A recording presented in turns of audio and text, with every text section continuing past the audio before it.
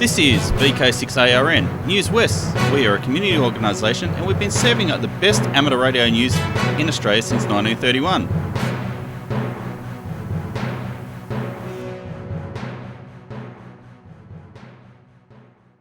Hi there, I'm Clinton, VK6FCRC, and welcome to Newswest for the 2nd of June 2024. Now on the show. Hello everyone, this is Clive, VK6CSW, reminding you that the Radio Amateurs Old Timers Club of Australia's June Bulletin goes to air tomorrow. This month, as well as the latest club news from Andrew, VK3CAH, Bill, VK3BR, will give a talk on the remarkable legacy of the 19th century Australian inventor and engineer Henry Sutton. After which I'll read an item on Coordinated Lunar Time or Moon Standard Time, written by Andrew, VK3CAH, and which will soon be printed in the RAOTC's journal Old Timers News. Everyone, RAOTC members and non-members alike, is most welcome to listen to the programme and to join in the callbacks afterwards. Full details of all transmissions, times, modes and frequencies are published on the RAOTC website www.raotc.org.au, or just Google RAOTC broadcasts. If none of these times suit you, you can download the audio file at any time from today. If you do download the audio file though, some brief feedback would be appreciated. Now, some local broadcast details. Tomorrow, Chris, VK6JI, will transmit the bulletin on 80 metres on 3620 kHz starting at 8 AM. Please note that this start time of 8 AM is an hour earlier than it used to be. Also at 8 AM local time tomorrow, there's a transmission via digital mobile radio on the VK-DMR network, Talk Group 5. At 10 AM local, the programme will be transmitted via the Newswest linked repeater system, simultaneously with a 40-metre transmission on 7088 kHz, again by Chris, VK6JI. Our thanks go to Phil, VK6 Golf X-Ray, for standing in for Chris during Chris's recent absence. On Wednesday, June the 5th, we have a D-Star broadcast at 5:30 PM WA local time. This will be transmitted via D-Star Reflector 91C and will follow AR Newsline. On Sunday, June the 9th, repeats of the RAOTC bulletin follow the 7 AM 160 metre and the 9 AM 40 metre broadcasts of the WIA News by Phil, VK6GX. The next lunchtime meeting for members and friends of the RAOTC in Perth is on Tuesday, June the 11th at the Woodbridge Hotel, 50 East Street, Guildford. We meet at 11:30 for midday lunch. An attractive, well-priced seniors menu is available, which can be viewed online. Everyone's welcome to come along and have an eyeball QSO. There's adequate car parking, but if coming by train, be sure to alight at Guildford East. Repeat, Guildford East Station. Full details are on the club website under the heading Luncheons. Once again, tune in tomorrow for the June RAOTC broadcast, and we look forward to hearing your call sign in the callbacks. 73 from Clive, VK6CSW. Hi, just a little note about VK6RRG and the WAG Technical and General Net. Having it run every Sunday morning on VK6RLM, that's 146.750, or Channel 3 in the old money. And it starts at 10:30 AM this morning. Of course, if you're listening in the evening, it's next week. If you happen to listen to the right part of the 80 metre band on a Tuesday evening, you might hear something that sounds like this.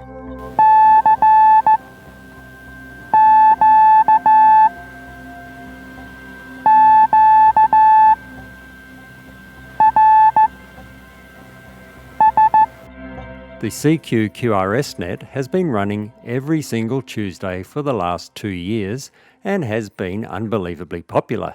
There are usually half a dozen, and a couple of times up to 18 stations, popping in and out when they can over the 4 or 5 hours. The aim is to encourage new CW operators to have a go at slow CW in a safe and really friendly environment, where slow speed and lots of mistakes are par for the course. It's all about having a go, starting with a basic call sign and RST exchange, then over time getting better and better. The net also attracts its fair share of old-timers who enjoy helping others to have a go or just to enjoy the banter. So this might be just the opportunity you've been waiting for to have a go at transmitting on CW, or perhaps just to stop the contacts rusting up on your key. Doesn't matter whether you're brand new to the code or if you're an old-timer who would like to have a bit of fun and help encourage new operators by having simple, safe QSOs at their speed, we'd love to have you join in. The net starts at 0900 Zulu every Tuesday on 80 metres between 3540 and 3570 kHz, and there's stations in the west, east and in between listening out for your CQ-QRS call. For more information and to receive our weekly CQ-QRS RagTune newsletter, contact me, Mark, VK6QI, via my email address on qrz.com, or you can email me direct, mark.bosma@icloud.com. That is mark.bosma@icloud.com. Too much switch mode power supply hash on 80 metres? This might be the incentive to do something about it.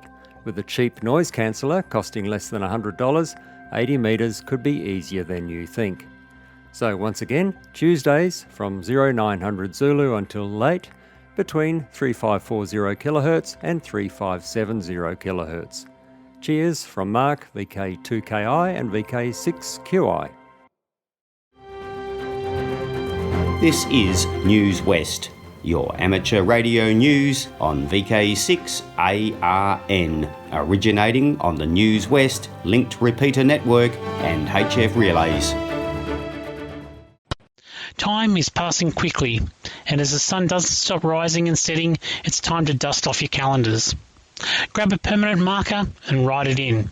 The NCRG Hamfest is on again come August 25th, 2024. You won't be surprised to find the event at the Cyril Jackson Rec Centre at the end of Fisher Street in Bassendean. What else do we love about Hamfest? The raffle. This year the raffle will have 4 prizes: an Andrews communication voucher worth $2,000, a Yaesu FTM 300, $699, a Yaesu FT70DR worth $299, and if Yaesu isn't your brand, there's a $100 voucher from Horizon Antennas. Tickets are $5 per entry, available for sale across New South Wales, the NT, Queensland, South Australia, Tasmania, Victoria, and of course Western Australia. You'll have to wait another month or two for the raffle start date of the 25th of June, with the raffle ending at 12 noon on the 25th of August at the NCRG Hamfest.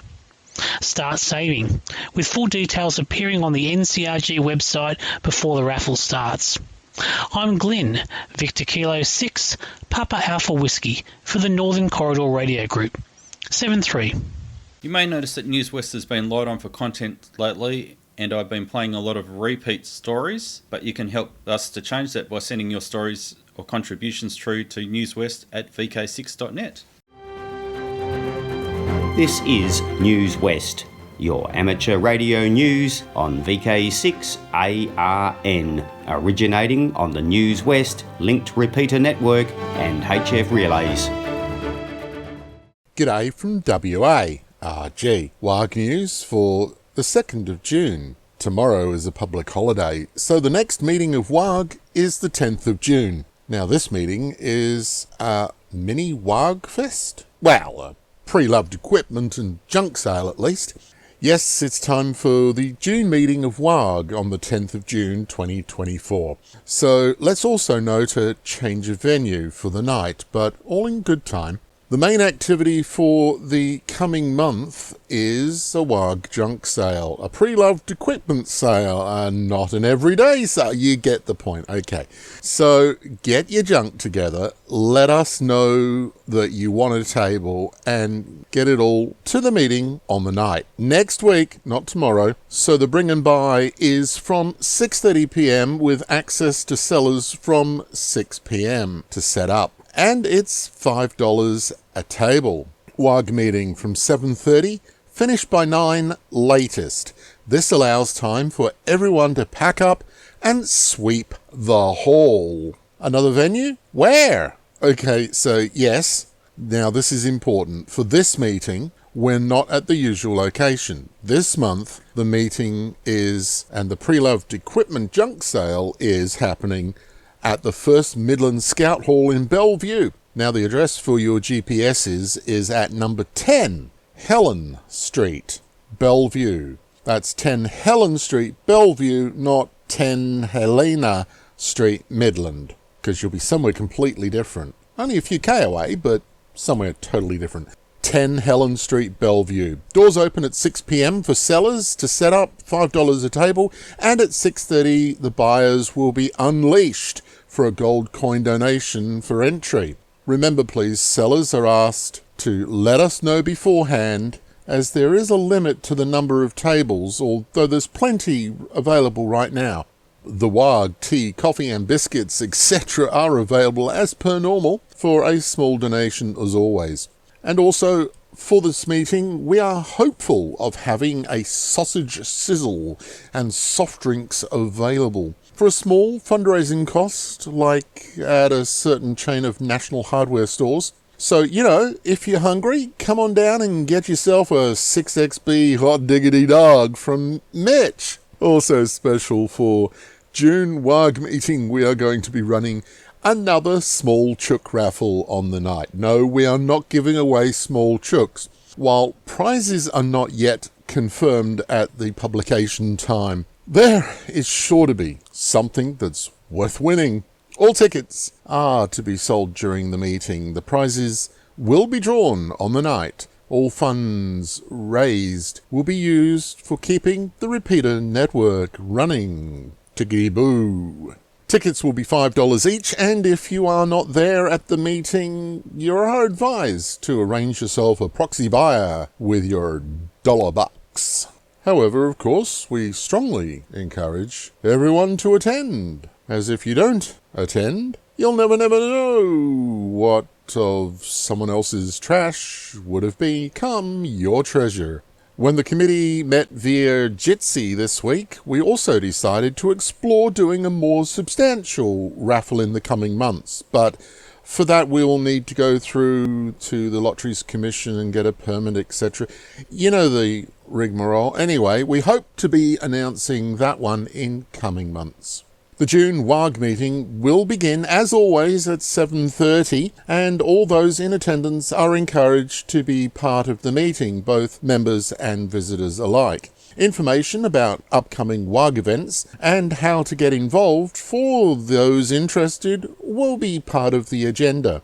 At any time, for more information on WAG, check out the website at www.warg.org.au. or our Facebook group for any updates. And listen to VK6ARN's weekly Newswest. And of course, WAG's very own Sunday on-air Technical and General Net, 10:30 AM local on Perth Repeater Channel 3. That's VK6RLM, 146.750. Hey, we may even turn up on WA hams, you never know. This has been Mark, VK6XLZ for VK6RRG. 7 3s from WAG. Clinton, hold the presses! This is a stop press announcement from WAG with regard to those intending to be sellers at next week's Mini WAGfest. Please send a text message to our president, Matt, VK6 Mike Lima, on telephone 0436 022 860. I'll give you that number again in a moment, and this is so that we can lock you in with a table. This information is now also available on the WARG website at www.warg.org.au. Check out for the number again. But if you have a pen in your hand already, that number is 0436 022 860. One final time, Matt's phone number 0436 022 860. Thanks, Clinton. You are a champ. RASA, the Radio Amateur Society of Australia, represents amateurs to the regulator and develops and provides free resources for all amateurs. No membership required. The RASA board met last weekend in New South Wales to determine where our energy will be focused over the next few years. This meeting was very productive, and the outcomes will be rolled out over time. In other news, since the introduction in Australia of the amateur radio class licence in February this year, RASA has been monitoring comments and feedback across the sector. There is some unrest with uncertainty from those who would like or think they should have a nice certificate on the wall to show that they are an amateur, and there are at least 3 petitions circulating, including one to the Australian Parliament. RASA is not involved with any of the petitions. Instead, we choose to raise issues directly with the ACMA as they come to light. Many amateurs are concerned that the ACMA letter of confirmation recently issued by them is inadequate, both for domestic recognition purposes as well as for seeking reciprocal rights when travelling overseas. We're aware of at least one amateur who has been waiting for several weeks for recognition by China of his Australian qualification and recognition. He has travelled to China previously with the old licence with no problems obtaining visitor rights. There is concern in the amateur community regarding the absence of a formal certificate of licence or call sign required for international recognition through to formal acknowledgement of authority to operate under the new class licence. RASA has written to the ACMA outlining the concerns and suggesting that a certificate of licence be made available to amateurs on request, possibly via the ACMA Assist client portal. Such a certificate should contain the usual CEPT and HAREC compliance notices.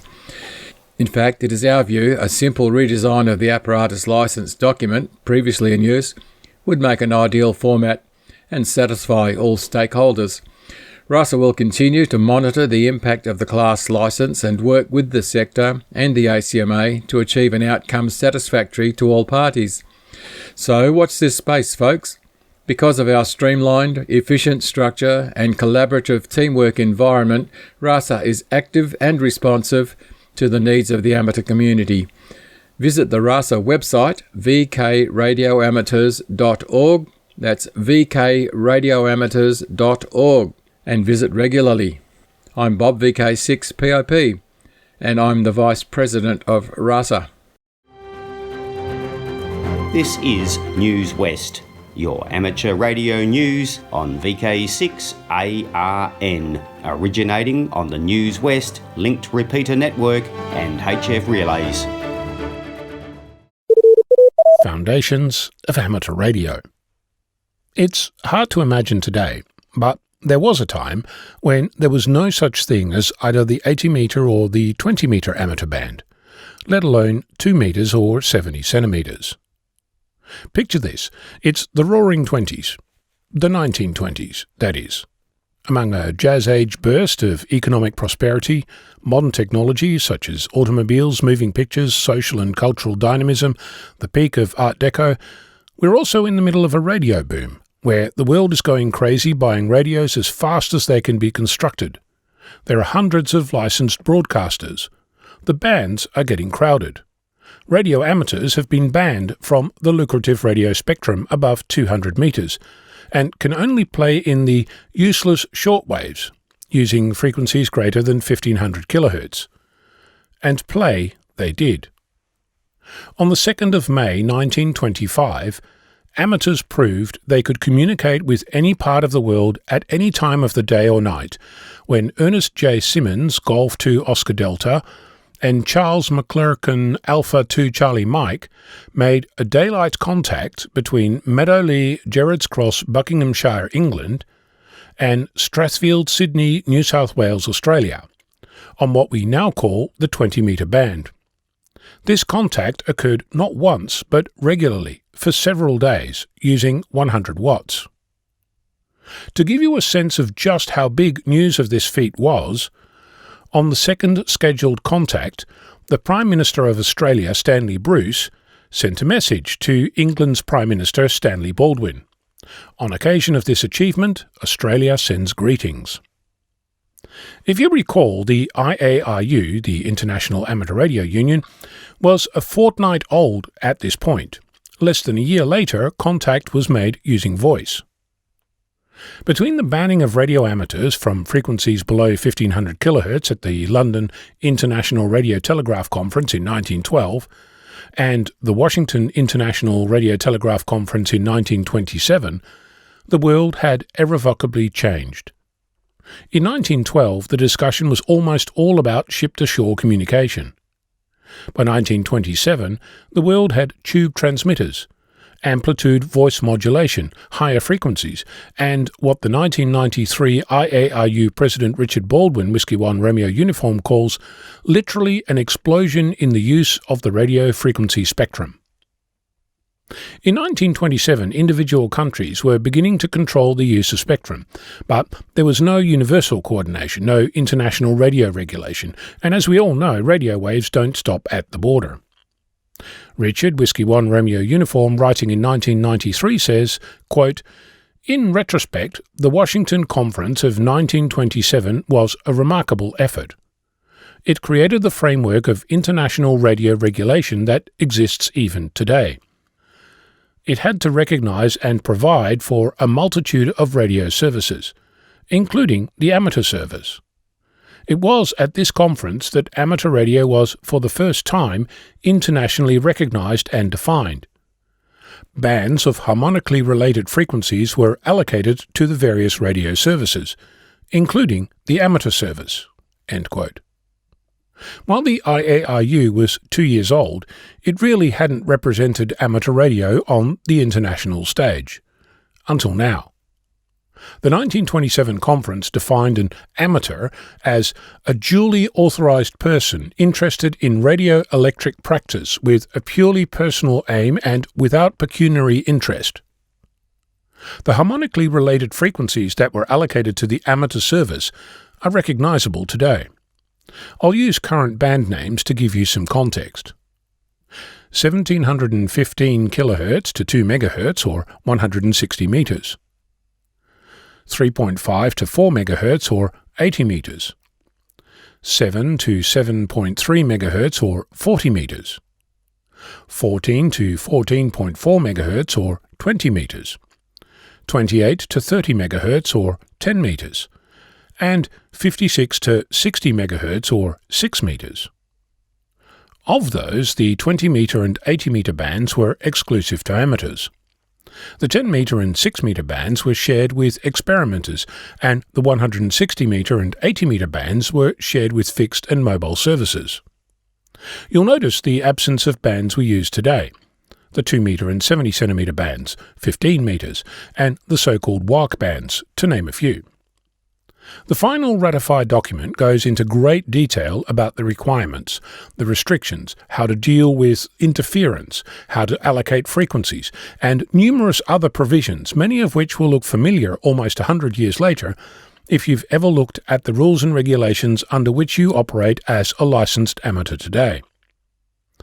There were various radio amateurs at the 1927 conference, but, as Richard Whiskey 1 Romeo Uniform puts it, quote, "Much of the credit for the success of amateur radio at that conference has to go to two representatives of ARRL, Hiram Percy Maxim, President of ARRL, and Kenneth B. Warner, Secretary and General Manager of ARRL." End quote.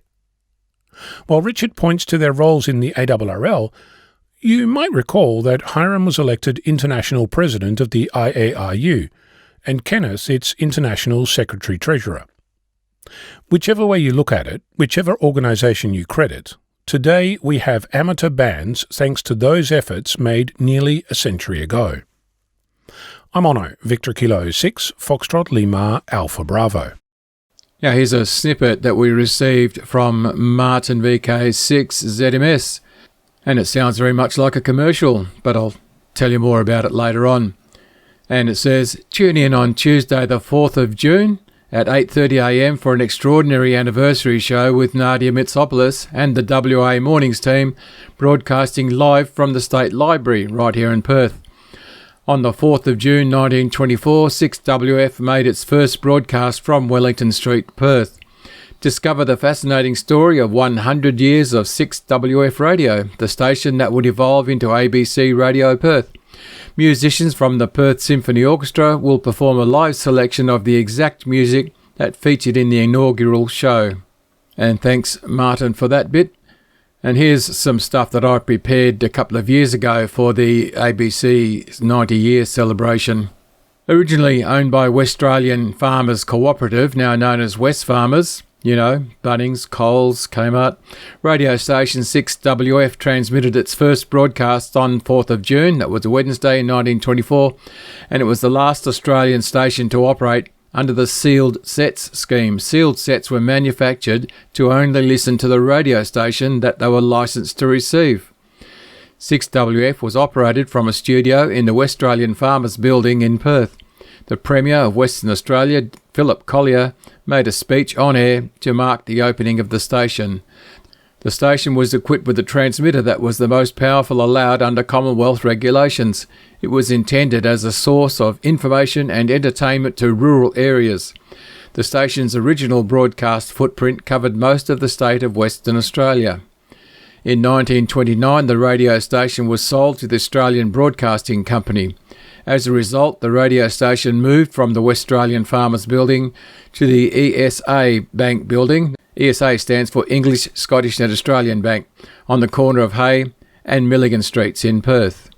When the Australian Broadcasting Commission was founded in 1932, 6WF became part of the national network. So why am I telling you all this on an amateur radio broadcast? Because at the time the VK6 Wireless Institute was located in the same building. They were all the same people. Wally Coxon, 6AG, actually became the manager of the radio station, and there were many other amateurs involved. If you look at the VK6.net website, you'll see our brag there that our first news broadcast was in 1931. Well, guess where they did it from? Exactly the same place. That's how amateur radio history in Western Australia is co-located with the history of the ABC. Happy listening next week, folks. It should be a good story. I'm Bob, VK6POP. This is Newswest, your amateur radio news on VK6ARN, originating on the Newswest linked repeater network and HF relays. Good morning, everyone, and fellow amateurs and shortwave listeners. This is Roy, VK6 X-Ray Victor, with this week's helpline, the 2nd of June.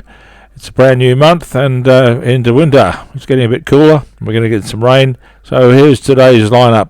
Not much different to last week, in fact. And Barry, VK6 Alpha Delta India, still has the following items. An MFJ Versatuner 3, serial number 023101, and covers 160 through 10 metres, $200. There's also an ICOM IC3200, 144 432 megahertz mobile transceiver, serial number 01169, asking $300. There's a Uniden 40-channel UHF CB set, $100. A good dip meter at 1.5 to 250 megahertz, $150. And there's a beam, a HF beam, a TH3 Junior, covering 20, 15 and 10 meter beam, $100.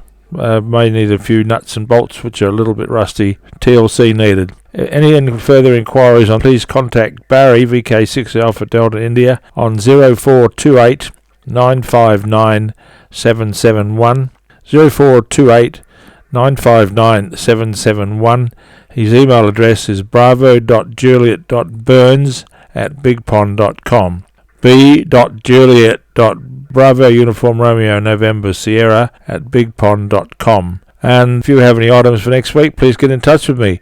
The email address now is Roy, that's Romeo Oscar Yankee, and ANDJ and Jane @gmail.com. The email address is royandjandjane@gmail.com. I'll say that again, royandjandjane@gmail.com. So until next week, when we may meet again, I wish you well, and batten down the hatches, bit of rough weather coming, and keep warm. VK6 X-Ray Victor 73. Hi there, it's Clinton, VK6FCRC, back with you. And did you know that Newswest is now on YouTube? Type in youtube.com/@Newswest weekly podcast -Kilo Zulu 7 Yankee Charlie. Oh, and before I go, I'd like to thank those watching on YouTube or ATV, the readers, and you for listening. I'd also like to thank our team, the broadcasters, and those submitting content each week. Please stand by now for callbacks after the broadcast, or head over to the VK6.net website and fill out the forms so we know how many people are listening each week.